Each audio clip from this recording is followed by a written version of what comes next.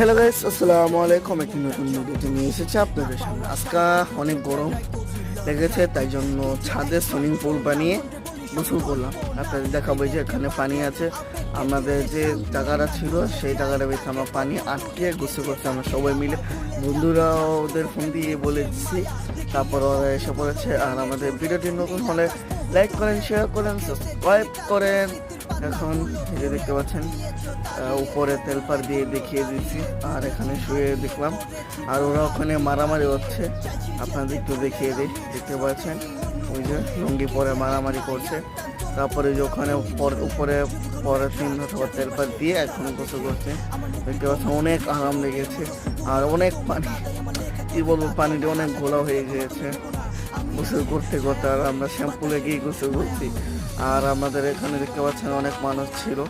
আর আমাদের ভিডিওটি ভালো লাগলে লাইক করেন, শেয়ার করেন, সাবস্ক্রাইব